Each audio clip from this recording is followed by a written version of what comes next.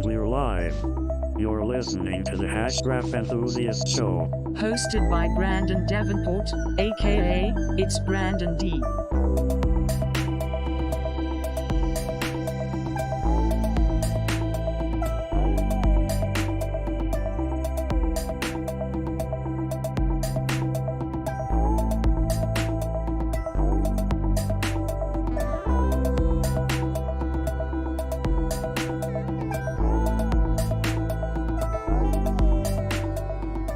Well, hello, Hashgraph.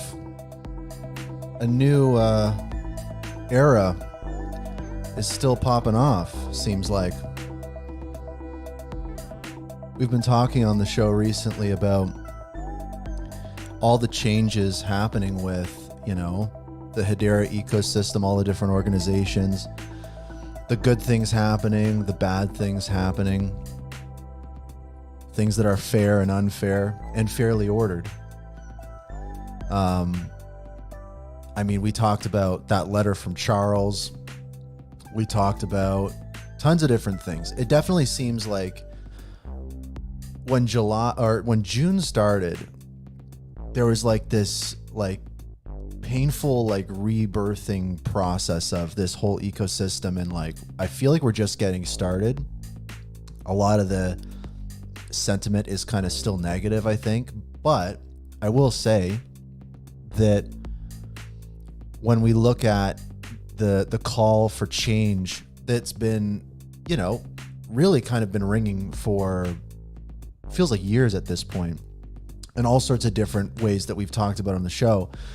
I think we all know, and we can all sense it, even though we might not agree with each other, we can all kind of agree that there's definitely been, as the community's grown, calls for more transparency, more accountability, more support for investors and builders and retail and stuff like that. And so I think that really reached a fever pitch in June and has kind of sustained a little bit. But I think out of that, I guess, anger and frustration has, I think, really turned into a lot of productive stuff. I don't know about anybody else, but I feel like I've learned more about this network in the last, 60 days than I have potentially in the last few years. And I talk about this on the show a lot, that when things go wrong or when there's problems, you really kind of get a peek behind the curtain. It really forces a lot of these organizations and Hedera itself into a little bit more of a vulnerable position. And I think it's healthy. And when we talk about change, I bring up often that last year in the summer, they did the search for the new president. Now we've got Charles Atkins as president of Hedera. And so there's been some positive stuff happening. I don't know if you're watching right now on YouTube or X, leave a comment. Let me know how you're feeling. We got to talk about a lot of important stuff today. Bunch of ecosystem updates we'll get into right away. We're going to talk about the rebranding of Swirlds Labs to Hashgraph, which I find interesting. I got some thoughts on that, which I'll share, and I'm sure many other people have thoughts that we'll talk about. We're also going to talk about the meeting minutes. Of course, I think that's been on people's minds quite a bit. And a few other things. What else we got going on? We got a bunch of stuff to talk about. Anyways, I think it's going to be a good show. There's a lot to talk about, a lot of stuff happening. Feel free to call in, hashgraph.news/call. Maybe some folks will stop by. My family's in town, so I'm spending time with family. So I'm not planning on a marathon show today. Just a heads up. Okay, so let's dive into some stuff right away. Some ecosystem updates. What's happening? Oh, by the way, I'm thinking of streaming the show to LinkedIn. I got a few requests for that. People were like, hey, can you, stream the show on LinkedIn? So I'm thinking of doing that because we currently live stream to YouTube and X, which is great. But I know that a lot of HBAR are on LinkedIn. Maybe Manson Lehman will tune in. Who knows? But I might do that. So by popular demand, LinkedIn may be coming, and a bunch of other updates to the show. But I think probably one of the first things I want to talk about is a really great insight, I think, on the DBS stuff. Now, for folks that weren't tuned in yesterday, not yesterday, last week. Holy cow. For folks that weren't tuned in last week, we talked about DBS Bank leaving or being ejected from, or however you want to view it, from the governing council. And I think that largely folks kind of see that as a positive, generally. I think that that's governance at work. I mean, DBS Bank hasn't really been attending meetings that much. They haven't really been utilizing the network. And that's not to say they're not participating in Web3 still, but I think Brady Gentle from Bonzo Finance had a really good take on this. And I love to see, by the way, kind of like the retail pays the bills. We got an Ask Grok option on X now. This is new. Okay, let's ask Grok about this. What does this mean? It does a little prompt. Okay, there we go. I mean, that pretty much sums it up. So shout out to Grok, I guess. So let's dive into this really quick, because I think this was a great take, a great conversation on this. So obviously last week we talked about DBS leaving the council, blah, blah, blah. Brady chimed in, and Brady, again, previously at Swirlds Labs, now at Bonzo Finance, has a bit of an inside track on this stuff. Brady kind of knows, and he definitely is a retail participant, degen builder at heart, which is great. So Brady says, it's for the best. DBS Bank wasn't adding any value. More council members that aren't adding value should be stepping down and getting replaced by mature Web3 companies that actually understand the blockchain market in which Hedera is competing, right? I think that captures a sentiment of, I think, what a lot of people feel. I mean, some might disagree with that, but I think that the majority consensus here for people actually building on, utilizing, investing in the network actively, I think this is a strong sentiment. No Man's Internet, who tunes into the show, frequent listener, shout out to No Man's Internet, chimes in. However, it's not like DBS Bank decided they didn't have Web3 use cases, or decided they didn't have Web3 use cases. They chose to build on Polygon over Hedera. An exit interview with their Hedera rep to understand the decision to build on a, quote, retail chain over a, quote, enterprise chain would be helpful. So, I mean, this is kind of a case in point here, and Brady kind of hits the nail on the head. That's absolutely right. Retail pays the bills. And when your council members jump to retail-focused chains, it should be a warning shot. So reading that and kind of thinking about that, it does get you thinking in a little bit of a different way, for sure. When I think about DBS Bank, when I think about the situation with that, I kind of I think about it and I go, who's the real one at fault here? A lot of people will be like, well, DBS Bank wasn't, participating in the meetings and they aren't building on Hedera. But it does make you think of some other perspectives of and again, Rob Allen talking about different organizations in the Hedera ecosystem needing to be fit for purpose. You think about it and you go, well, what is the reason for the lack of participation from certain governing council members if indeed they do have a focus in Web3? Why not participate in Hedera in the way that we think they should? So it kind of raises some additional questions and gets you thinking in different ways. Not to say that Hedera isn't a good network to build on or whatever. It's just an interesting observation to see someone like DBS Bank building on another retail-focused network, and it kind of strengthens that argument and that, sentiment that retail pays the bills. And I know, saying retail pays the bills is definitely a generalization, but I'm of the belief in this industry that you can die in the nuance. So I'm a fan of broad strokes, just to get the idea out there, just to build interest in it, because it is true. So I guess, peace out, DBS Bank. We'll miss you. We'll not miss you. I don't know. Just on that, something that might be interesting to take a look at. Is it in my notes here? I don't know if it's in my notes here. I'll find it.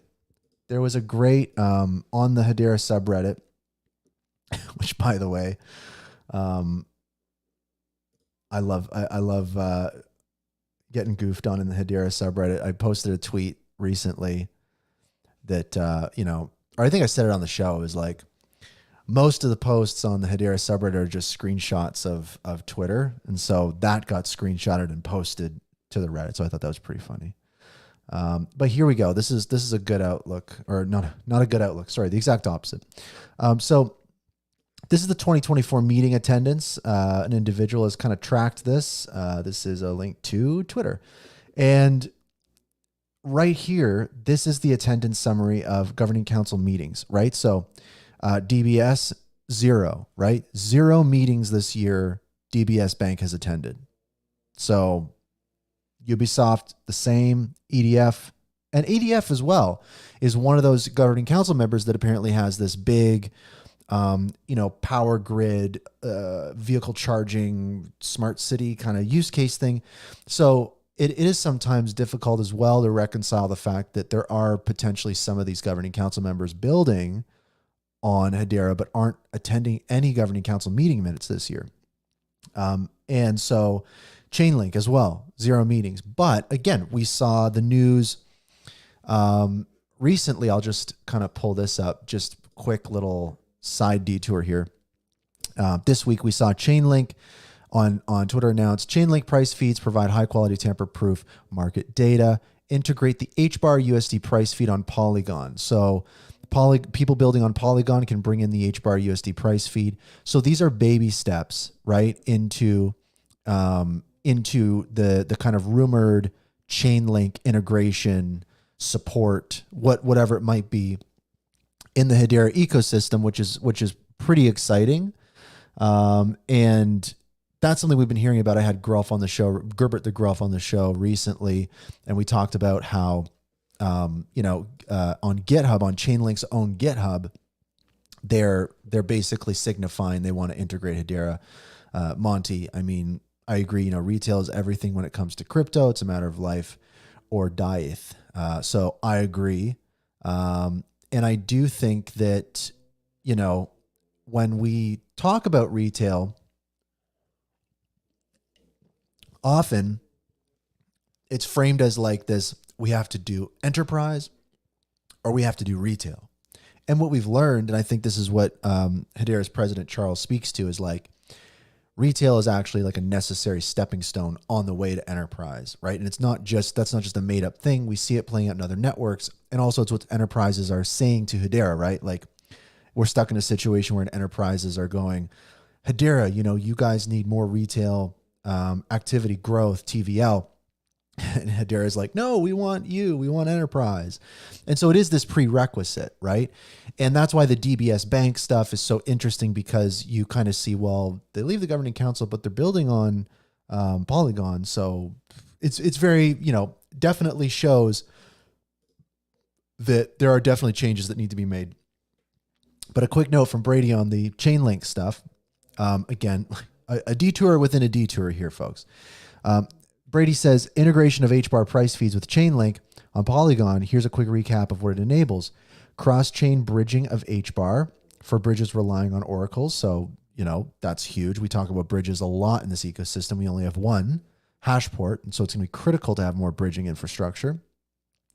Lending and borrowing in derivatives markets for wrapped HBAR on Polygon. So think about that too, right? When we think about, we talk often on the show about how important it is for HBAR and other HTS tokens to be listed on various centralized exchanges, but we often don't talk about how important it is for HBAR to be listed on decentralized exchanges on other networks, right? So PancakeSwap or Uniswap or whatever, having wrapped HBAR in those external DeFi ecosystems is so important. So this is an enablement of that. So it really starts to get you thinking and realizing kind of how important this key infrastructure is.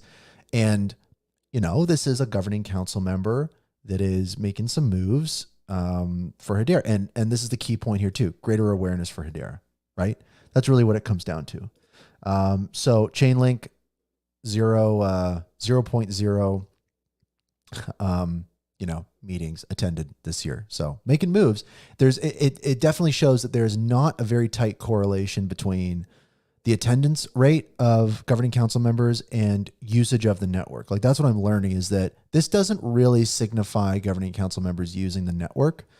I think that it's confusing for sure. But then also too, like we got the OGs, right? Of course, Swirlds Inc., separate from Swirlds Labs, important for our next stories we're going to talk about.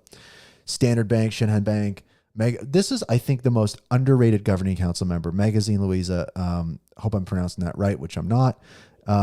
This one, I think, is probably the most underrated governing council member, doing some interesting stuff. So that's one to keep an eye on.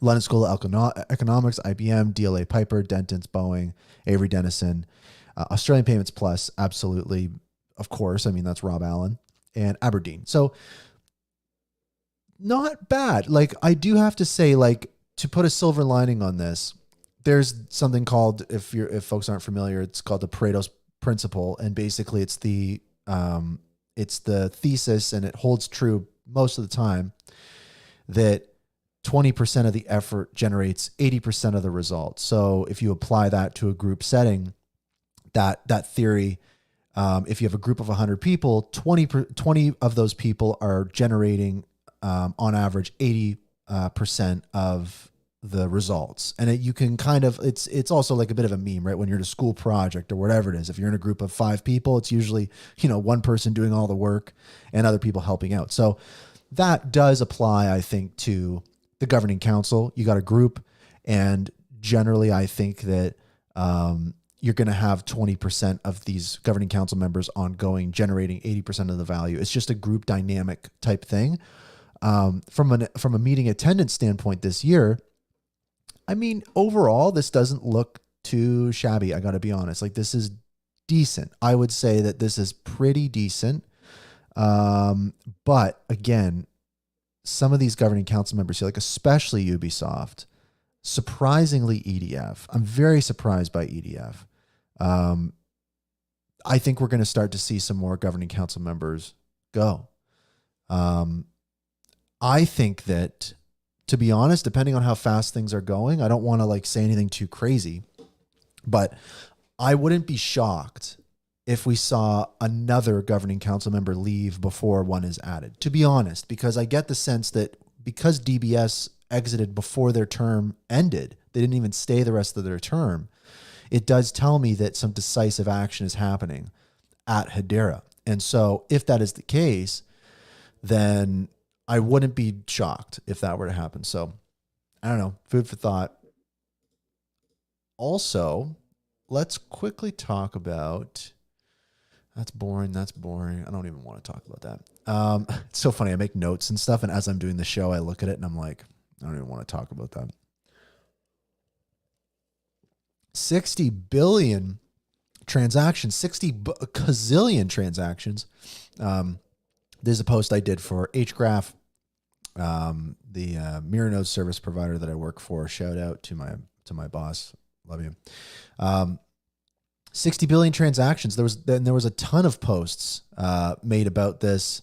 And I mean, it's a big milestone. At the end of the day, we have to keep in mind that I'd say 95 to 98% of these transactions or more is Atma.io transactions to the topic ID for Atma.io, right? So these are transactions that are taking up a lot of hard drive space, makes it expensive to run a mirror node.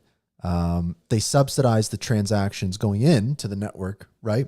HBAR Foundation subsidizes Atma.io's usage of the network, but the storage of that information is not subsidized, so it is expensive. So a little bit lopsided there, but still worth celebrating, because I know that a lot of people will kind of knock TPS like, oh, it's not really important. What's most important is TVL, more bridges, more this, more that, more trading pairs on exchanges, blah, blah, blah, blah, blah. And I agree, but I do think that as we kind of reshift our focus to, other more important things, I'd say, in the ecosystem, I do think it is important to continually prove the scalability and robustness of the network. I mean, think about it. Like, I get that these are subsidized transactions. I get that they're HCS messages. I get that they don't really generate any revenue for Hedera. But the thing is that it would be really, really hard to move forward if we were still at like 10 transactions per second or something, right? That would be really hard. So I think this is still a critical type of thing. It's just, I think a lot of people are, you know, looking at their watches going, when is Atma going to start paying for their own transactions? When are we going to get another similar use case? So it does get you thinking. But anyway, 60 billion transactions. Congrats. Love to see it. What I don't love to see is tweets like this from Ray at Dead Pixels says, HBAR is headed out of the top 30 in the wrong direction. So if we look at CoinMarketCap and we look at the top 30, let me see here. Where's Hedera? Yikes, guys. This is a big old yikes. We got Hedera at 39. So again, this is by market cap. This is not the be all and end all of crypto, right? Everything is in the gutter right now in a lot of respects. And I know there's a lot of exciting things happening, but definitely we are seeing some not so great action on HBAR, which is, as to Ray's point, we're heading out of the top 30 in the wrong direction. And furthermore, this was also posted to the Hedera subreddit. HBAR is nearing an all-time low against Bitcoin. So often when we look at the charts for HBAR, we're looking at HBAR USD. So you can also look at HBAR Bitcoin, right? What's the price relative to Bitcoin? And that's a useful metric. As you know, Bitcoin goes up, the chart on here will go down. Like, even if HBAR's price stays the same and Bitcoin goes up, this is going to go down. So it basically shows you almost kind of like what slice of the pie does HBAR have of the crypto market compared to Bitcoin, in a way, like in a little bit of a way. But it's a way to kind of understand how HBAR is doing against the market. Bitcoin is kind of the market. So we are definitely, if this is not a valley, I don't know what is. Or as Mance would say, a chasm. We're in a chasm. We've been in a chasm for a while. I want out of the chasm. I want out of the chasm, ladies and gentlemen. This was a post. This was kind of some crazy news. So Solo Cisse from Galaxy, listener of the show, guest, shout out to Solo, tweeted out, bro, Kamala, Trump, and RFK are speaking at Bitcoin conference this year in Nashville. And then a little bit of a wah moment. Kamala is now out.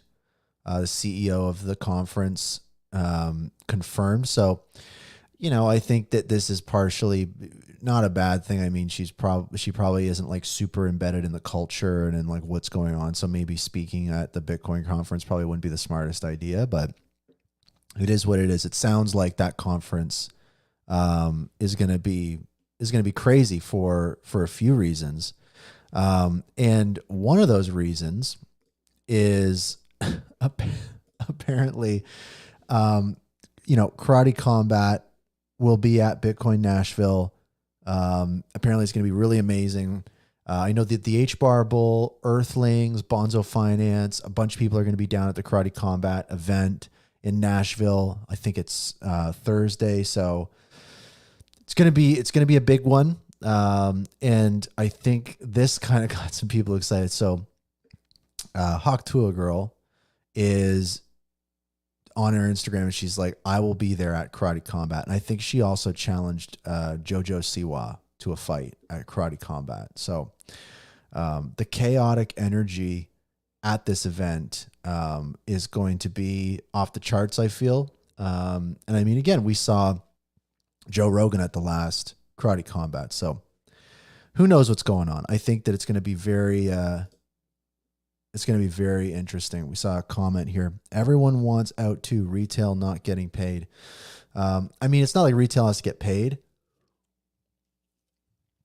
I think that what's important is, kind of to your point, is, things like native staking, things like funding retail projects, making it easier to move your crypto around between networks to and from Hedera, all these different types of things. That's what's going to keep everyone here, right? So I think that when we talk about getting paid, I think it's just, a higher yield on native staking and stuff like that. Because I mean, a lot of people forget that, people spend their, hard-earned money purchasing this. And if they're not purchasing it, Hedera, the foundation, the association, they can't fund their operations if there's no one to buy that HBAR, which is the basic thing. So it's like temporary kind of, heftier measures are kind of needed when it comes to staking. We talked about that last week, but, I have to agree with that, but I don't think that, I don't think retail is going to get paid. There's nothing to get paid for. Comment here from Mason. Hedera has been squandering its technological advantage by hyper-focusing on enterprise adoption. Yeah, I think that's another way to sum up kind of what we're talking about is, for sure, I think that you can also look at it from the angle of like, well, the Hashgraph technology is so advanced and so fit for purpose for DeFi. It's so fast. There's no, it's fairly ordered. There's no maximum extractable value. So there's so many different crazy things about Hedera that make it so appealing for DeFi. And it is a shame that, it's not, I don't think the issue is that there's been a hyper focusing on enterprise. I think that that's good. I just think that there's more that could have happened in regards to retail. And I think that generally with the organizations that run Hedera, marketing is definitely a weakness. So just my two HBARs on that. What else we got going on? Apparently just one last thing on Karate Combat, or two last things on Karate Combat. DeLorean, the DeLorean Motor Company is now the official luxury auto partner of Karate Combat. So I can imagine there's going to be a few memes here, a few things there, and also talking about bridging. So HashPort, the bridge for Hedera, that, I mean, any kind of HBARbarian that's been in this ecosystem has used HashPort at some point to, bridge over their tokens to Hedera or move HBAR to other ecosystems. They are announcing that they've added Karate token as well.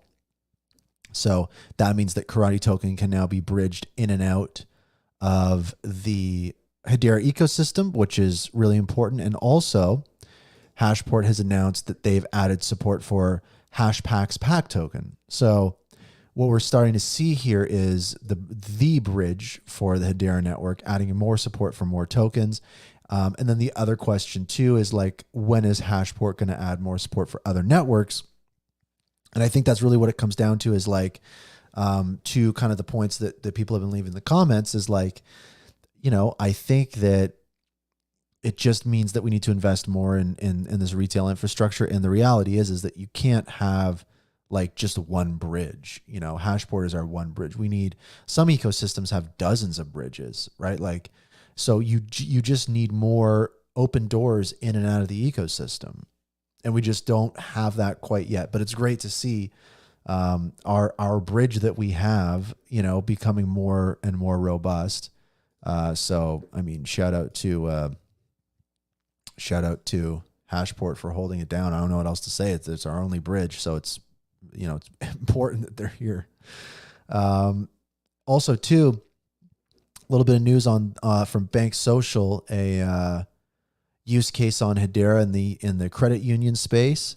Funnily enough, like Mance Harmon and Lehman Baird, the co-founders of Hedera, and, Lehman being the inventor of Hashgraph and all that kind of stuff.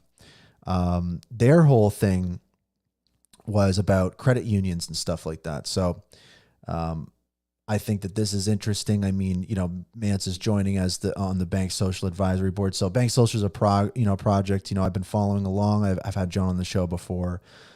So this is the first time that we're seeing an original founder in the Hedera ecosystem of the stature of like Mance or Lehman or something attach themselves officially to like another project So it'll be interesting to see. One to keep an eye on. Shout out. Also, let's see if there's anything else we want to touch on. Also, real quick, Hedera was mentioned in an article. I mean, this is cool to see. I mean, it's not really anything huge, but CoinLedger did a report, and it's good to see, like there's going to be some upcoming, Render, Fench AI, Internet Computer, ICP, and Hedera are the top 5 most bought cryptocurrencies so far this year. So, I mean, okay, so we got a report coming out from, CoinLedger that Hedera is one of the most bought cryptocurrencies. And I bet it is because, Hedera is still in business. So, I mean, good to see, I guess. But before I move on to some more stories here, we want to talk about the change of name from Swirlds Labs to Hashgraph. We want to talk about the meeting minutes stuff. We've got a caller coming in live. We've got Gerbert calling in. Friend of the show. Gerbert, how are you doing? You're looking fresh, looking good. How's everything going on in your neck of the woods? I mean, things are pretty dang good, I must say. Some people have noticed something different about me. They think maybe it's a gleam in my eye, maybe it's, a rosiness to my cheeks. No, I'm wearing a headband. I love it. I love it. You're very, I don't know if you got a new camera or if you're on a new diet or maybe more potatoes in the soup. I don't know, but you're looking lively. So you think you're looking better than ever, my man. Well, I think it must be the headband. It always is. I think it's great. But, on the kind of front, I know that we had you on the show a couple weeks ago, maybe last week, I can't remember, but we were chatting about the Chainlink stuff. You had a great insight into the Chainlink stuff, and we were talking about the post they put out last week about integrating the HBAR USD price feed to Polygon. So, like, it seems like a lot of stuff is happening with Chainlink, and I mean, we're also talking about governing council members. Are they building? So, we've got a governing council member that hasn't attended any governing council meeting minutes this year. Yet it sounds like they're, going to be launching their Oracle services and stuff for Hedera soon. So it's like interesting to see. I'm just interested to hear your thoughts on as this Chainlink story is developing. Well, as far as, someone being productive who's not showing up to a long, boring meeting, I can't say I'm surprised personally. Right. I've seen the minutes for those council meetings. They're not exactly thrilling. We'll say that. There's not a whole lot going on there. I think the recent one, they were just talking about, what are we going to get for lunch? What flavor of yogurt's the best flavor? Some said blueberry. Some said strawberry. It seemed to be a berry heavy lineup there, but that's about the kind of stuff they talk about. So, I'm glad that they're getting stuff done. What was the consensus on the berries? Were any other options presented, or was there a consensus between blueberries or strawberries? Ubisoft came out and said boysenberry. My God. Of course they did. Yeah. First meeting they showed up to, and they come out with boysenberry. Okay. Well, I mean, all right. It's a contentious topic, so I get it. But yeah, reading through those minutes was like a bit of a snore fest. And it was 3 months worth of them. So I don't know. It definitely feels like some strange happenings in a good way or a bad way, or we don't know, are kind of happening. But just as like I was talking about at the beginning of the show, like I felt like when June hit, we entered like this kind of crazy period in the ecosystem of like so much anger, frustration, learning, all these different types of things. And Gerber, I was interested in kind of hearing like continuing through this feels like beginning of a new era in this ecosystem. Like, where's your head at right now, especially after the last couple weeks here? Well, I definitely understand why Peoples was mad, why Peoples was angry, but I can just talk about my feelings, and my feelings are that we've hit our low, I think it's maybe I'm not talking about token price here, but I think it's only up from here as far as sentiment. It's interesting because the ecosystem in which we live, you know, you and I have been around for a good amount of time, and there was pretty much for a long time there was like nothing going on. And people were like, yes, my goodness, a new NFT collection came out today. Wow. You know, we're getting these big old blockbuster news, and everybody's like, yeah, but I'm still mad. I don't care. I'm still angry. You know, it's fine to be angry, but things are actually better than ever on Hedera, at least as far as our network and ecosystem's concerned. I know there's a lot of problems. We're going to fix them. I'm feeling super optimistic. I woke up this morning. I stubbed my toe like I do every morning, but it wasn't as bad. It didn't hurt as much. And I think we can really correlate that to the experience of the entire HBAR and Hedera ecosystem. We're stubbing our toe every day, but it's feeling okay. I think that's a good way of putting it. I do think that we are stubbing our toes a lot. And I think that you're right. I think that we got to learn that we're not going to stop stubbing our toe. That's just part of this industry. It's about how do you make stubbing your toe a part of your life? How do you get around it? How do you embrace the industry? And I think that for a long time, Hedera thought, you know, we're going to be the first network that never stubs our toe. And they learned that you can't really avoid stubbing your toe. You got to stub your toe a few thousand times to get ahead. And to me, coin market cap, I see it as who stubbed their toe the most. Number one, Bitcoin. Number two, Ethereum. I mean, those are some stubbed toes. Those are looking gnarly. Those are looking very gnarly. So that's a good point. That reframes my thinking. We got to keep stubbing some toes because that means you're moving forward. You're taking steps forward. Even though you're banging into furniture, you're still stepping forward and moving forward in the industry. So I like that. That's a good attitude, Gerbert. I appreciate it. It's feedback at the end of the day. Ow! You want to know what it is? It's feedback. Yeah. So I'm curious too, like, I'm just kind of going through some stuff, through the news and everything. And, I saw, and I'm going to talk about this a little more, but like I saw that Swirlds Labs changed their name to Hashgraph. And I was curious, from you, Gerbert, what's your reaction to that? Well, I was very happy to see that news because it's really hard for me to pronounce. It's really hard for me to pronounce the word that is made when you combine shared and worlds, and also you throw a random I in there that's not in either of those words. You put that in the middle of the new made-up word. I think it's pronounced Smurls. It's something like that. I could say Hashgraph. And also, you know, Hedera doesn't exactly have a great history of picking names for things. I'll say that. They're not good at that. They're bad at that. I don't think you have to look that far to figure that out. So it's good that they picked a name for their you know, development team. You know, that is something people know and people don't look at and say, is that the company that got the yogurt we ordered at the GC meeting? The one with the little swirls in there? Yeah, like we've got the website here. They did like a whole new website.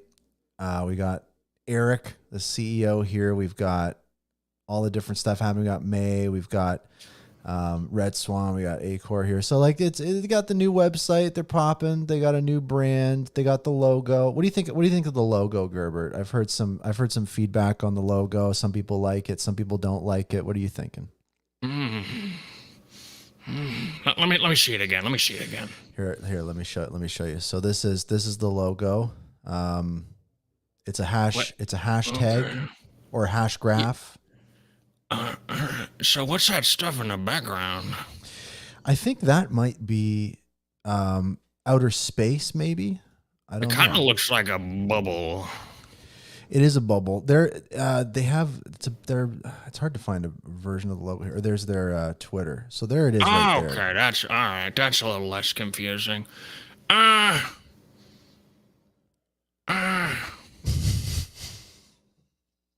mean,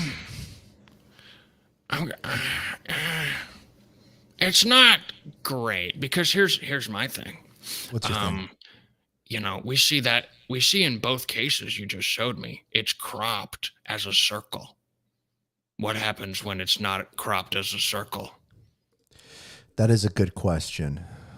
That is a very good question. Yeah. Does those little tendrils end? Or are we just permanently cropped? Now that's going to keep me up at night because yeah, what's outside the circle? Yeah, I don't know. I'm scared. I'm afraid. Change is scary, and this is making it 10 times more scary. I think I understand what they were doing with it because they're like, hey, hash sign, hashtag. Okay, we know what that looks like. And sort of, if you like chop off some parts of the HBAR H and extend others, kind of looks like a hashtag. I think that's what they were going for just from looking at it for 1 second. But I need to know what the full logo is because if there's an implied cropping with your logo, I got to say it's going to look bad. You put it on a thing with like at Davos, it's not going to look good. If that was at like the center of Karate Combat, you'd be like, huh?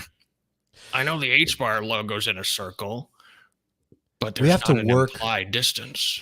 We have to work to figure out what's outside the circle with this logo.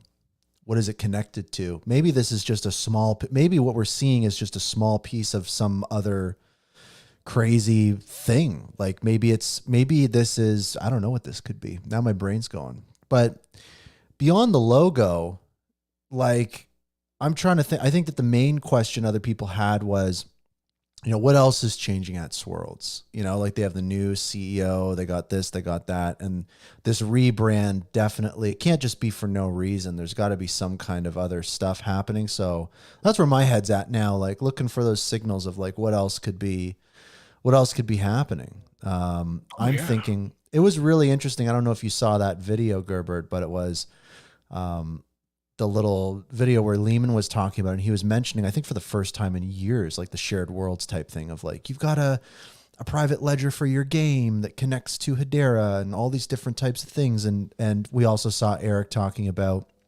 special purpose networks and private networks. And Lehman's talking like, oh, these shared networks could be public or private or this or that. And it could be for a specific country or whatever. So my brain, I don't know if your brain is thinkumulating in the same way, but I'm kind of thinkumulating like, could this be the shared worlds type thing they want to push forward? Like, is this the next step for Hashgraph doing shared worlds? Is that what special purpose networks is? I don't know, but it gets my brain thinker going. Well, I mean, testnet's kind of a Garbo nightmare.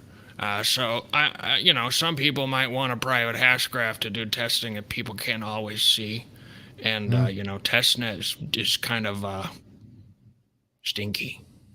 It is. Testnet is stinky. I will say that. Whenever I go into testnet, I'm like, PU. Somebody open a window in there. Yeah. They got to do weird resets. They have to postpone resets. It just seems very chaotic. And sometimes they push updates to skip the testnet altogether. That is so they true. must not like it. I think that the testnet is like that weird spare bedroom in your house that maybe you don't use a ton, but you invite guests to stay in and they open the door and they're like, were these sheets changed recently? This is a little stinky in here. We got, as you said, we got to open a window. I think that we got to turn that spare bedroom back into an office or a TV room or something cool. We got a gift wrapping room. That would be nice. If you're talking about utility, I mean, anytime you have to wrap gifts, like it's always hard to find enough counter space. You know, that's why I have a gift wrapping room. You have a gift wrapping room. Yeah. That's a Don't you? No, I don't. But I mean, from what you're saying, Well, where do you wrap your gifts? Are you selfish? You don't give people gifts? What's wrong with you? To be honest, on the floor in my office, and now I'm feeling a little bit silly. I'm feeling like I'm really underutilizing my potential. On the floor? Yeah, on the floor. The gifts that I give people come from my floor. That's not sanitary. No. That's not sanitary. No, and here I am talking crap about the test net, and I don't even have my own gift wrapping situation in order, so I need to shut my mouth. So yeah, fair point, Gerbert. Fair point. Well, I mean, if you don't have a gift wrapping room, what are you doing? I mean, what other rooms do you need? Bedroom, bathroom, gift wrapping room. Yeah, you can. Yeah, that makes sense. You could use your gift wrapping room as a bedroom, but it would be difficult to use your bedroom as a gift wrapping room. It's not. It does. I get it now. I see what you're saying. Okay, I get it now. Gerbert, the insights you bring to this show. Every time I feel like I learn something new. I feel like we really get closer into what we need to be focusing on this ecosystem. So I really appreciate you stopping by. I think that I have a whole new outlook on a few of these different things, especially when it comes to the Swirlds rebranding. I'm now so curious about what's outside that logo. That's the questions we should be asking. Was there anything else you wanted to chat about while you're here? Any cool updates from the neighborhood over there? Well, a salamander did say some interesting stuff to me, but he said, don't tell anybody the details, just say that next week's going to be interesting. So next week's going to be interesting. What does that mean? I can't tell you. This is what is known in the crypto space as an announcement of an announcement. Very interesting. Okay, so we've got an announcement of an announcement from the salamander in the neighborhood. Is this the, I like to respect sources. Is this the same salamander that gave you the tips about Chainlink? Yes, it's good old Sal. Sal E. Mander. Yeah. Okay. Wow. Last names too. Okay. So I mean, if this isn't putting your sources right out front, I mean, Sal E. Mander, shout out. That's big stuff. So the next 2 weeks. Okay. I'm. Like you said, there's nowhere but up from here, Gerbert. I mean, I hope so. I'm happy that Charles is coming out saying things, saying words. We like being heard. That was early on. That was the main thing that I was railing on about when I was ranting on here. It's just we just want to know that if we go, somebody heard it. That's actually, I didn't have a chance to ask you that. Maybe real quick, what was your takeaway from that letter that Charles put out? Bothering to write a letter to the community is some of the best news I've seen in quite some time. It made me happy. Some people are like, well, but that didn't address every single concern that we had. It's like, do you remember what it was like before Letter? Letter was good. I mean, we had tweet thread that said, shut up. Right. That's the best, Daddy came by and talked to us. Mommy's just been smacking us. Right. Just smacking us, putting us in the crib, not talking to us, just only using the little baby microphone to say, go to sleep. Yeah, locking us in the gift wrapping room. You go to sleep, you little Hedera weirdo. You go to sleep. You shut up on Twitter. Shut up, weirdo. But Daddy was nice. That's great. Yeah, I think that's how I see it too. So Gerbert, appreciate you stopping by as always. Just eye-opening, brain-opening, toe-stubbing insights. Just really appreciate you, man. Of course. Thanks for having me on. Right on. Okay. Gerbert stopping by. Always fantastic. And it gets you thinking, I mean, when you think about the network, when you think about all these changes happening, it is very, very easy to kind of be like, when's the next thing? When's the next thing? When's the next thing? But it is important as well to kind of take stock in what's happened. And like we've been saying,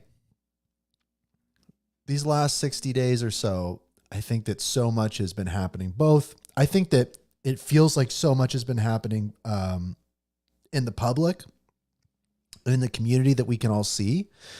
But I do get the sense that like even more is happening behind the scenes. And I went deep into Charles's letter, did a big analysis on it. So you can check out my thoughts on that. Just there's a YouTube playlist of clips from the show. It was last week's episode. So if you're curious on my thoughts on that, dive in. Pixelland Bones says maybe they'll have an easy way to make a Hashgraph sidechain you can spin up. Well, this is kind of where my brain goes, right? Is like with Swirlds Labs. Oh, actually, you know what? What we'll do is we'll watch this video and then I'll share my thoughts on it because this ties in nicely to the next story. Swirlds Labs changing their name to Hashgraph. There was a video posted by Hedera that had some of these updates.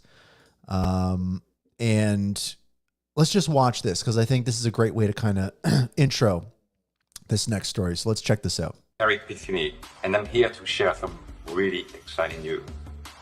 Swirlds Labs is changing its name to Hashgraph. Value creation comes from having a thriving ecosystem of builders who are developing decentralized apps on top of the Hedera network. The ethos of a public network is that it should evolve and grow on its own over time and not be steered by a select group of a few people. So for that reason, in May of 2022, we left Hedera, Lehman and I, to found Swirlds Labs. And we did this with the explicit goal of establishing a standalone company that would not only support the Hedera network's software development, but also contribute independently to the Hedera ecosystem with new products that use and are complementary to the Hedera network and the ecosystem. I'm excited about this name. So I mean, Lehman coming in hot. I just want to pause it there real quick and just kind of point out that there's some interesting things about this video that I just am watching and I want to just speak to. So what Mance was talking there from his, booth at the Olive Garden or whatever, is actually really interesting because, some of the messaging here is very focused on coming back to this like decentralization, Mance specifically saying like shouldn't be in the control of a few select people, this and that. Thinking about Charles's letter that he published and kind of speaking to some of these things, it definitely does get you thinking about Hedera's stance in regards to where things are at in the ecosystem, accountability, transparency, all those different types of things. And some of the things that Mance was speaking to kind of from a, I'll use a marketing term like key messaging standpoint, does feel, not that it feels fresh, but it does feel like we're bringing in some, like classic elements of like the original kind of Hedera Hashgraph kind of stuff that I think, not that it's been sidelined, but I do think that there are these core values that I think do need to kind of be held true with the network. And so some of those things Mance was talking about, and I know it's one thing to say them and another thing to actually make those changes. But like I was talking about with Gerbert, right? We're starting to see some of those changes. We're also seeing this messaging coming out up front. So it is interesting. But what Lehman has to say is much more interesting. So let's check this out. Change. This is cool. So Hashgraph is a word the world knows. The Hashgraph consensus algorithm, I remember at the very first hackathon, we passed out t-shirts that said, what is Hashgraph? And people now know. Everybody knows what Hashgraph is. And I love that we're going full circle to make our name be Hashgraph. And really what we're talking about is recovering the original vision of shared worlds. The idea is that... So that's a key phrase here too that I just want to stick on. I don't think people pointed this out, but again, Lehman using the word recovering. I think that's a really important word to keep in mind here is Lehman saying we're recovering the original vision of shared worlds. That to me was very strong. Like Lehman saying, we're recovering the vision of shared worlds. So that was very interesting. That there isn't just one ledger. There's a million different little shared worlds, and anyone can wave their hand and carve out a piece of cyberspace and create their own little shared world that's private. But then they all link to each other into the public ledger, and that we are able then to talk back and forth. And so this shows why things like bridges will be very important. It's critical that we be able to create these ledgers. You can create a ledger that's private, that's only in one country, only run by certain types of people. Also, too, so mentioning, this is something that, I was talking about with Gerbert, is like when we look at what Lehman's talking about here, and maybe folks that missed out on it years ago, years ago, part of the reason that I was so excited about Hedera and Hashgraph is, and this isn't sharding necessarily, but when you have the ability to take Hashgraph and create your own DLT, right? Your own distributed ledger that connects to Hedera. What that means is that a bunch of DEXs could have their own Hashgraph, or a bunch of supply chain companies or banks or whatever could have their own private Hashgraphs. A country could have its own private Hashgraph that has its own rules, its own governance. Maybe it doesn't even use HBAR in any way at all. And so that's what's really interesting, is we've known for a long time that private networks are going to be a component of crypto, right? Like you're not going to have a group of when you think about distributed ledger technology, you go, well, that's great for healthcare, great for hospitals, whatever it might be. But you're not going to want to have that information on a public ledger. You're going to want to have it behind, hidden, private. But then you think, well, when it comes for transparency, when it comes to, let's say, buying and selling data or whatever it might be, maybe you've got an advertising or marketing ledger that wants to communicate with the healthcare ledger with their own sets of rules and guidelines and this and that, with these separate networks all around connected to Hedera, which is kind of like the center point of these shared worlds. That's what got me excited about Hedera, is like, maybe when you start a group chat with somebody, that creates a ledger where you can exchange value. You own the ledger with that person in your group chat. And when you close the group chat, the ledger is closed, but it allows you to communicate and transfer value amongst other ledgers or other group chats that can all interface with Hedera. So the vision is like these thousands or tens of thousands or millions of separate networks, DLTs, that all run Hashgraph and either connect to Hedera or don't connect to Hedera, but can interact with each other seamlessly. Because a big problem in Web3 and crypto is like, I want to move my assets from Ethereum to Polygon, or I want to move my NFT from Solana to Hedera. It's like you got bridges and you got to wrap it and you got to this and that. They're not compatible with each other. So there's this layer in between these networks that allows you to do those things through bridging and stuff. And so with this vision, it's like you could have a bunch of these other different networks that have their own features and different qualities and all sorts of different things that can compete with each other, but can still seamlessly interop with each other because they're using the same kind of DNA. And so that's the vision here. And so it's very interesting. And that was something that I think was touched on when Eric Pacini, the new CEO of Swirlds Labs, was mentioning SPNs, special purpose networks. And people got a little spooked. They're like, oh, private networks, what's this going to do for the price of HBAR? Is TPS going to go up, or are they not going to be using the network? And I know that Rob Allen on Australian Payments Plus, governing council member, mentioned that, Australian Payments Plus might want to use a special purpose network, right? A private Hashgraph. And so I think this ties into what Lehman's talking about and kind of what he's talking about in recovering, keyword being recovering, this vision for Hedera, which is we have the Hedera network. It's the shared public network where all the action is. And then outside of it, if you have special purposes that you need, you can create your own Hashgraph with its own rules and send state proofs to Hedera.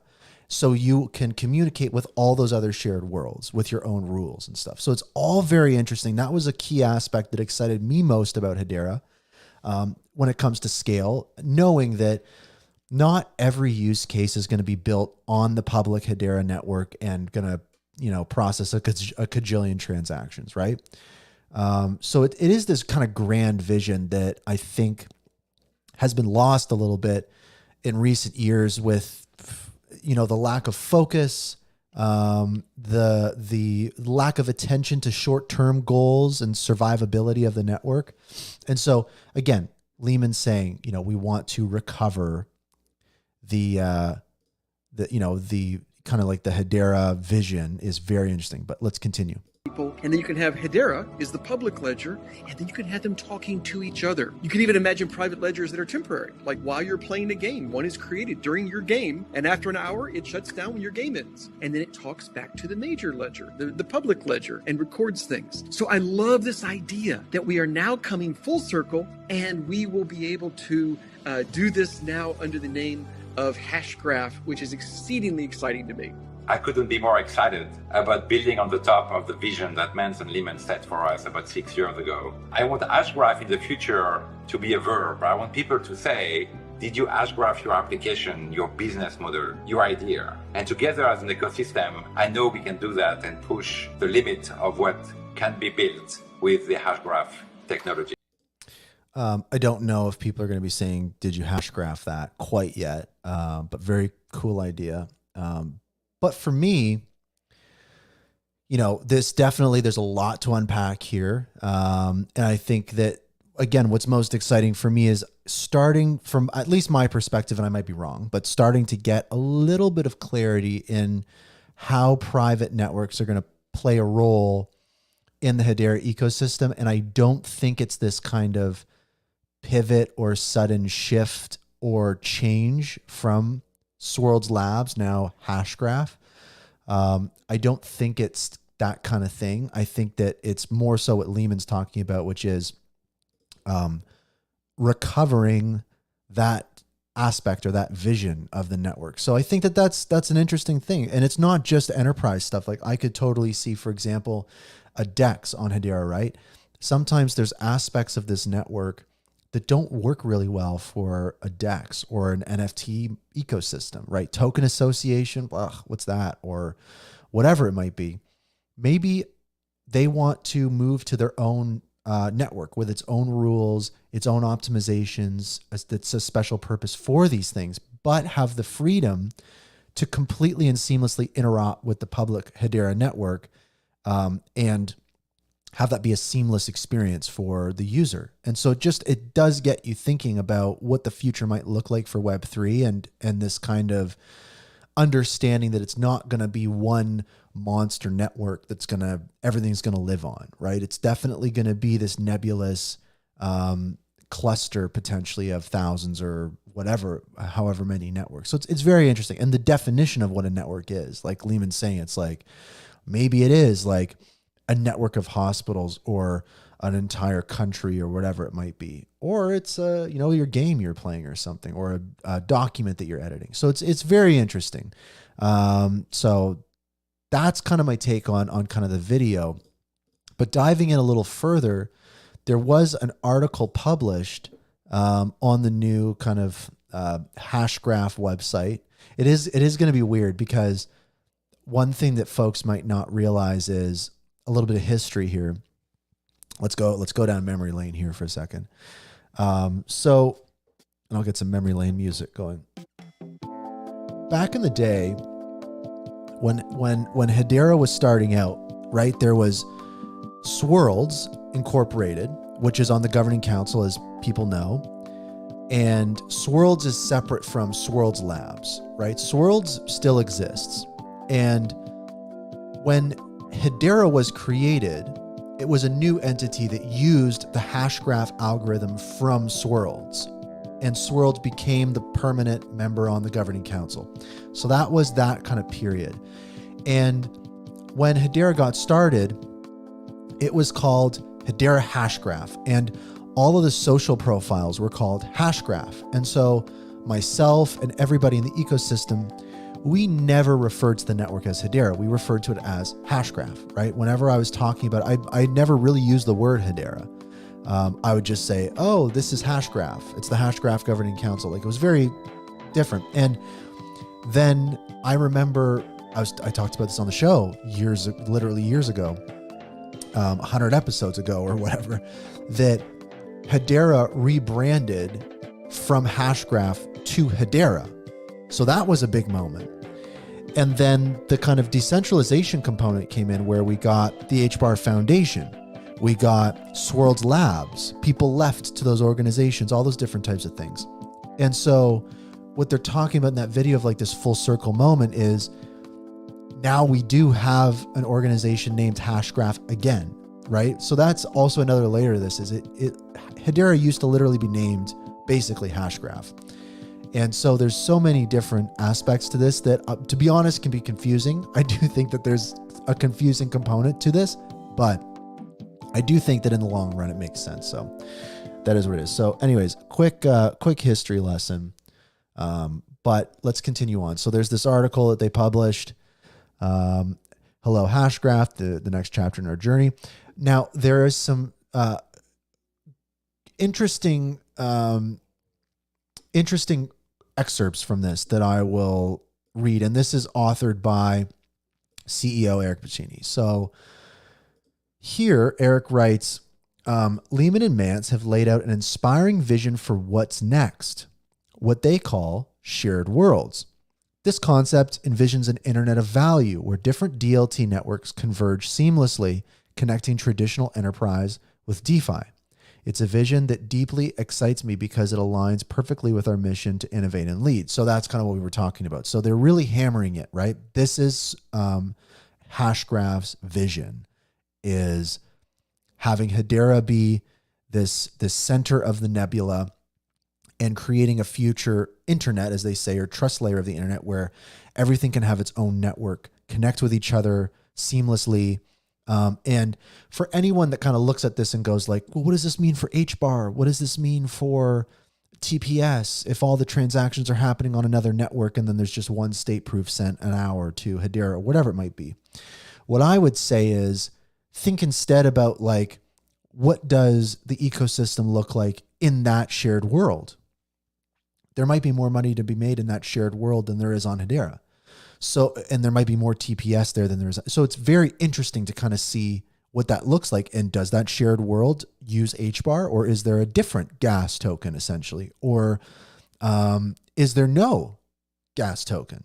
What is the economic model? So there's so many different fascinating things that you can start to think about. And I'd encourage people when they start thinking about this concept of shared worlds to, of course, think critically on how it could positively and negatively impact Hedera, the network, but also kind of like expand a little bit and kind of go like, but what would those shared worlds look like? And I think of something like a shared world that's purpose-built and designed for decentralized exchanges, borrowing and lending, DeFi, where there's an NFTs or something where there's no token association.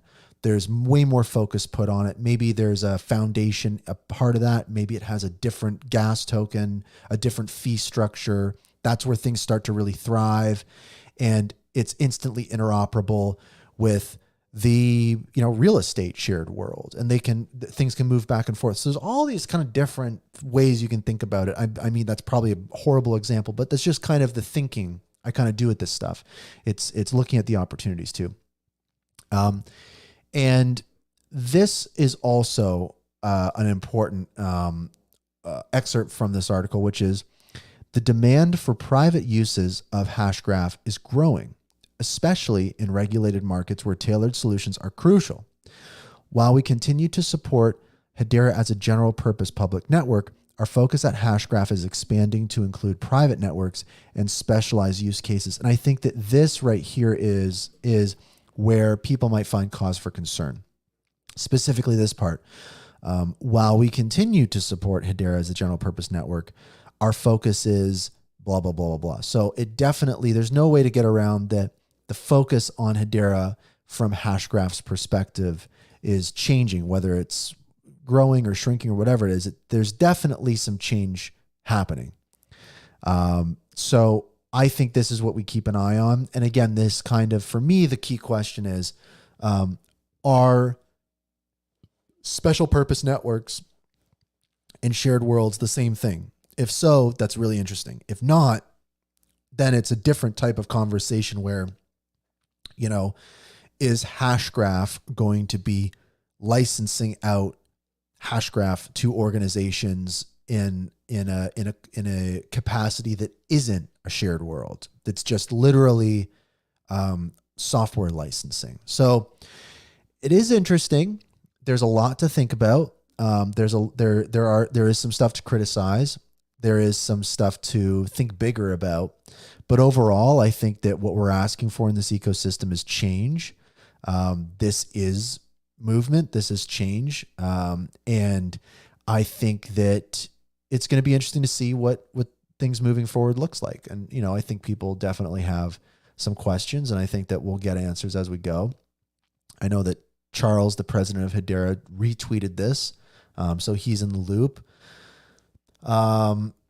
And I did do a few posts on this that we'll just touch on. I asked the community what their thoughts were on this, and some folks shared thoughts. So haven't read through these yet, but we'll see.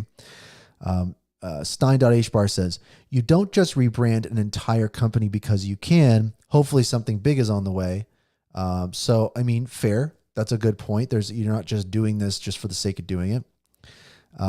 Ray says, love it for so many reasons. Something Lehman said was interesting about bridges and additional networks. First, it was called Hedera Hashgraph. Then they split decentralized. Could there be more names coming in front of Hashgraph? Kind of meaning, I guess, these shared worlds. So something else kind of interesting to think about.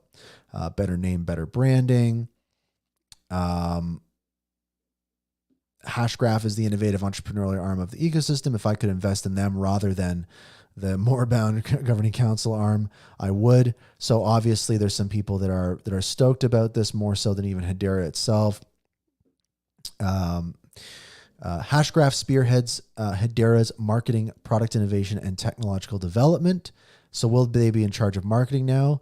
I don't know. I mean, to be honest, the stuff that Swirlds Labs, now Hashgraph, has been doing in regards to marketing for the network, I don't think has been sufficient. So I don't know why Hedera would double down on that. It would be interesting to see kind of what they're going to be bringing to the table in regards to marketing. It's got to be better than what they're doing. And I know, they're for Karate Combat is coming up, and we got to have a new ad. I mean, I was freaking out. Other people were freaking out about the advertisement for Karate Combat. We all know what we're talking about. So we got to have a new advertisement for that, for this Karate Combat. It can't be that hard to do.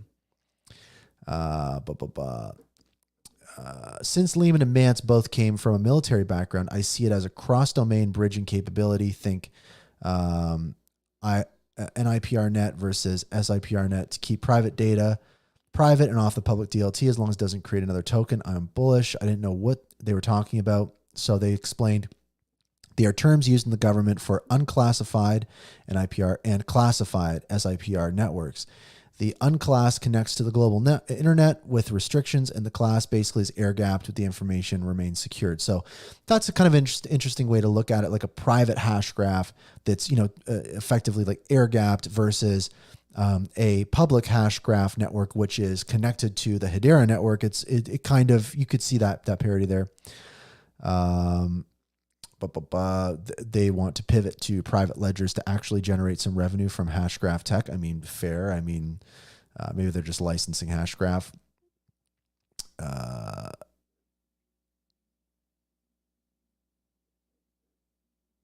Yep, I think that this is a point that I can agree with too. This is with the little we know, but this is my kind of thoughts as well. Do special purpose networks equal shared worlds, or do they not? That's kind of what we want to figure out. Something is cooking. I do think that something is cooking. Easier relate to Hedera. I don't think they're scammers. Yeah, honestly, I think that it's consistency. It's better than Swirlds Labs, to be honest. I also asked some folks in the Hashgraph enthusiast community, which is currently at 1,500 members. Shout out. That's awesome. But I asked some folks. So some people feel like this is kind of lame when it comes from a marketing and branding standpoint. Again, I mean, I can see that perspective. HBAR 1000 says, I think it's good for name recognition and for increasing brand awareness. Normies don't know what Swirlds is and likely never will, and it just makes sense. Hashgraph sounds better than Swirlds as the only permanent council member. Now, just to clarify again, Swirlds still exists. Swirlds has not changed their name. Swirlds Labs and Swirlds are two separate companies. So if we look at Swirlds, still the same. Swirlds still exists. It's not going to change. Swirlds is still around, and Swirlds is the entity on the governing council. Swirlds Labs has changed. Swirlds Labs is not on the governing council. Just to be clear, Swirlds Labs is not on the governing council. So this is not true. But I do agree that brand awareness and stuff is really important. Coinman, the H Barbarian, says, personally, I always felt that shared worlds to Swirlds was an awkward sounding one. Agreed. Hashgraph cuts to the heart of the novel algorithm that Lehman Baird created. True. So, I mean, like, Swirlds Labs, I don't think was a great name. Works better. Rebranded Swirlds Labs, blah, blah, blah, blah, blah. I think this is the general consensus here is folks agree that, you know, it definitely is a better name. It's a better brand. Swirlds is, I guess, okay as the governing council member, but this separate Swirlds Labs organization that was, I guess, more marketing focused and all that kind of stuff. It's better to be called Hashgraph. So, and it, you know, goes together well, peanut butter and jelly, et cetera, et cetera. So, I mean, I don't hate it. I think it's good. So those are my thoughts on it. Hashgraph. You know, it feels natural. I mean, it is weird. It is confusing. I think it's less confusing for new people. I think this is the key thing. It's less confusing for new people because they're coming into it and it is what it is. But for folks like myself that know the history and have seen the names changing and things separating, it adds to the confusion in a weird way. So, I mean, I don't think it's super valid. I think that that just comes with the territory of being early. So I think this generally, makes more sense. The logo's not bad. The new website's cool. I think that what we want now is some more substance regarding the vision for Hashgraph. Also, we want to better understand what do they mean by special purpose networks? Are special purpose networks and shared worlds two separate things? That would be great to know. Okay. Last thing I want to talk about today is meeting minutes. And that's the name of the episode. Wait a minute. That's what I was talking about. I did an image that is a old school office with old school minutes. But the meeting minutes were published and they were not really anything to write home about, to be honest. There's a big problem, I think, with meeting minutes. There's two big problems. One is what I talked about on the show last week, which is like they're just late. They've been consistently late. And right here on the website, it says, minutes are posted within 30 days of approval by the council, typically a few weeks following each subsequent council meeting. So we can expect meeting minutes to be published within 60 days. And it seems like it's taken a while for some of these meeting minutes to be published. These three were published all at once in the last few days. So that's good. They don't really contain a ton of stuff that makes sense. And to be honest, I think that the quality of the meeting minutes is going down in regards to how much insights people get. I think that the really important stuff that we need to know is left off of meeting minutes. And I get that, you know, we've been told that you can't really include everything on meeting minutes because of privileged information or NDAs or this or that. But the purpose of the meeting minutes is to communicate and keep the community in the loop, right? People building and using the network in the loop. And you know, I think that, you know, Hedera really, the governing council has to do like some expectation management of, I think the expectation that has been set is governing council meeting minutes are recorded on the Hashgraph, and this is the benchmark for governance in Web3. This is how everything should be done. It's the ultimate transparency. And I think that we're learning more and more that it's like, not really. I think that, some folks get the sense that they include kind of what they want on the minutes. Is it transparent? We don't quite know. So, and it's slow. They're late publishing them. So I think that there should be some better expectation management from a meeting minute standpoint, not so much pressure put on them, because it doesn't seem like they are the kind of North Star or, solution for Web3 governance. I think that there needs to be better transparency. And this is part of what Charles talks about in his letter, and kind of what he hammers on. So I do expect some changes. I'm hoping some changes in regards to transparency and how we find out about stuff. But yeah, meeting minutes so far. And I took a look at them. And again, there's not a whole lot going on, to be honest.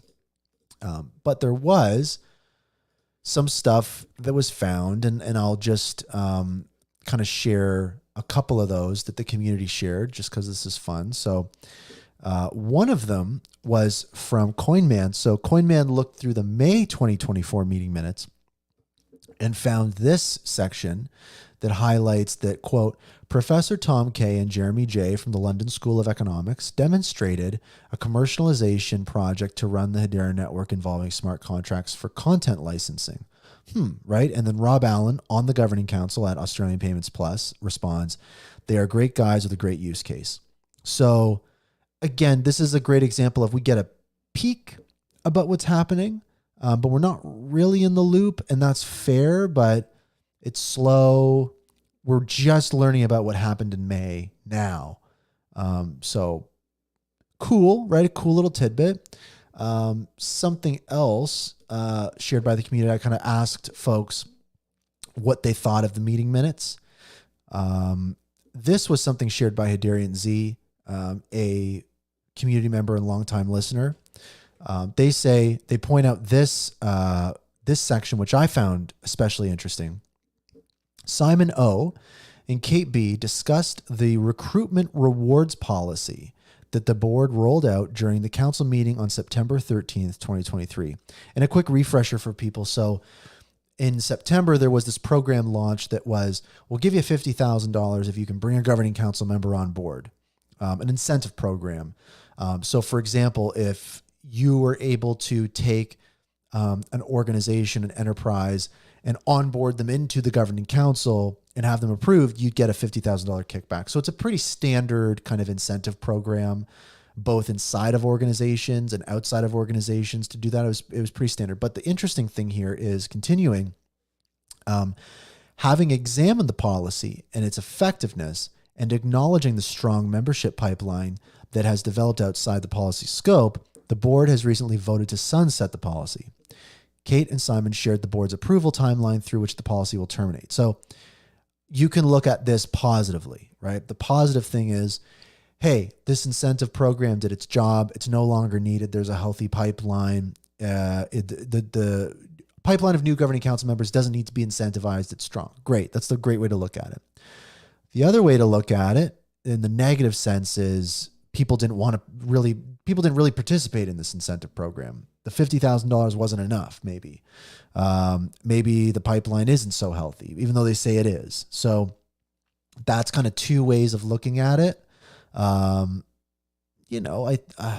It's tough to say there's a healthy pipeline because we haven't seen, many governing council members added. So like after kind of the beginning of this year, we've actually seen, someone leave DBS Bank. So we have yet to see the strength that is this pipeline, but it is what it is.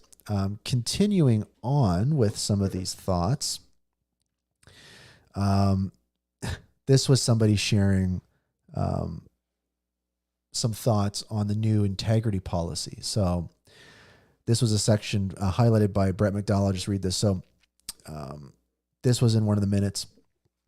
Network governance. And this also was kind of mentioned in Charles' letter, right? Brett updated the council members on Hedera's ongoing efforts to track and enforce compliance with its market integrity policy. Brett explained that the purpose of the policy is to clearly explain to covered individuals in the manner in which they are expected to avoid unfair market practices or the appearance thereof. So, don't be selling HBAR at sketchy times. Don't be pumping and dumping. Those different types of things. So this is a very interesting thing, especially on the backdrop of what's been happening in the ecosystem. Brett emphasized that compliance with the law remains Hedera's top priority and that the market integrity policy is an important tool in establishing and maintaining a culture of compliance. Brett shared that the board's working with professional advisors to formalize the process through which it evaluates and addresses reports of potential non-compliance. The board will share information about the policy and compliance efforts with the council members in an ongoing basis. So it sounds like there are changes happening from that respect as well. So something else of substance found in the meeting minutes. So someone else said, waiting for your summarized thoughts on them. I'm doing it right now.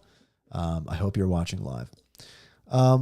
Also, too, there was a Reddit thread published that also had a couple other thoughts on this. So, of course, someone says, I feel like only Charles is the one who will get us out of this quagmire sentiment. So I think that a lot of people are feeling that. There's a lot of pressure on Charles Atkins right now, right? The president of Hedera. There's a lot of pressure on him. I think he can take it, though, but we'll see. Continuing on, again, talking about the recruitment rewards policy. This was also something that I think caught people's attention, which was a section in the meeting minutes. Charles noted that the market has expressed a strong appetite for AI-related use cases. Participants in this breakout session made two specific suggestions: a Hedera improvement proposal and a product idea. Charles noted that the Hedera staff has been speaking with interested users to gather feedback and assist with the development of these efforts. A formal project plan is in progress to evaluate and implement the participants' suggestions. So what could it be? I mean, what we've seen in the ecosystem so far from an AI standpoint as it pertains to Hedera is using Hashgraph as a way to provide provenance for models, right? Training, what were they trained on? What were the results? Those different types of things. And then beyond that, it'd be interesting to kind of know what they're thinking about. But sure, the criticism here is like, oh, great, another company pivoting to AI, another buzzword, whatever. My thought is like, I do think that there's something to this. It's just, again, really no detail given in the meeting minutes. It's just, we kind of know that this is out there now. So we'll kind of just have to see, to be honest. And yeah, I think that there was, sentiment as well that before the meeting minutes were published that, oh, the reason that they're delayed is because there's some big bombshell in the meeting minutes, or there's some big news, or a governing council member got added or something. But it turns out that, there's not a whole lot in these meeting minutes. I'm sorry to say to people, it's, 3 months of meeting minutes, and that those are kind of the highlights. There's not a whole lot else. So yeah, not anything interesting. And so it, I guess where my brain goes is kind of like, what is the purpose of the meeting minutes? What does the future look like for them as Hedera changes as an organization? Will there be new ways in which Hedera communicates updates to the ecosystem? Charles mentioned in the coming weeks, he's going to be starting the president's blog and doing more Twitter spaces and LinkedIn lives and stuff. So there's something. Are they going to change the process and how they do the meeting minutes? Are they going to change the process and how they hold the meetings? Change is needed. This isn't good enough, but I do think that, the governing council hears us loud and clear in a lot of ways. And it's really just up to the council to, make those changes and adapt. And it'll be interesting to see what that is. But yeah, definitely this whole meeting minutes process last quarter, is just not the best. Doesn't speak highly of the promise of transparent governance for Hedera. This is not, I don't think Hedera is meeting the standard in which they set. So it's time to manage those expectations, make some changes. As Gerbert said, there's nowhere to go but up. Let's go up. Let's keep going. We're seeing a lot of positive signs. I know that there's a lot of, I think that across the crypto ecosystem, there's a lot of tough things happening, a lot of confusion, a lot of low prices, flash sales. So in that sense, maybe like some takeaways here for this, episode 135 of Hashgraph Enthusiasts. And again, reminder, this show is live every Wednesday at 12 p.m. Eastern, 9 a.m. Pacific on X and YouTube, and soon maybe LinkedIn. My thoughts this week are, it definitely feels like we are starting to see some change. It's a slow start for sure. I think that on the backdrop of everything that's happened in June onward, I think that it's been a call to action and a wake up call to speed things up. It's that kind of move fast and break things startup culture that maybe Hedera kind of has to start adopting, and Hashgraph now. So overall, I think Gerbert's right. I think that we're stubbing toes, we're making mistakes, but we're moving forward, and we can't stop moving forward or slow down because it's messy or it's difficult. Other networks aren't, right? I mean, geez, Solana is having failed transactions left and right. It's going down, but they're just pedal on the gas. And you know what? They're seeing success. And so it's not to say that Hedera needs to kind of throw caution out the window and just kind of go pedal to the metal. It's more to say that change is needed at a fundamental level, at a branding level, a marketing level, at all levels.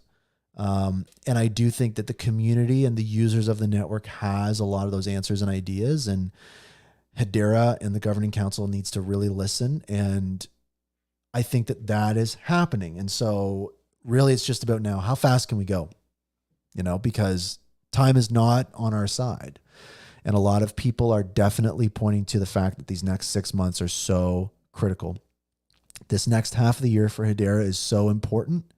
And to be honest, I don't think they can afford to mess it up, because sure, they'll stay in business. Sure, they'll survive. But I think that the promise that Lehman brings to the table of the crypto industry as a whole is kind of cratering, right? We have a bajillion players right now, a bajillion L1s or whatever, L2s, and things kind of .com bubble collapsing and then a few strong ones emerging. Hedera needs to be able to survive that collapse, as Lehman puts it. And I don't think we've kind of seen that yet. And I don't think Hedera is capable of surviving that right now. Definitely there's change needed, but there's change happening. Is it going fast enough? I don't know. I think that's the ongoing question. So we want faster. We want better. I think we all just want HBAR to go up. I mean, it sounds stupid. People bring this up all the time, but it's like, it sounds so dumb, but it's really kind of what we're all working towards. It's like, even from a fundamental standpoint of network security, right? Hedera is less secure as the price goes down. So it is what it is. But with that, another week, a lot of stuff happening. Shout out to Swirlds Labs and now Hashgraph for breaking the news on that before the show this time. It's always a bummer when it happens right after the show. So thank you. Yeah, keep on keeping on. If you're building and you're alive in this ecosystem right now, keep going. Let's rock and roll. So with that, keep it going. Hello, future. Goodbye, past.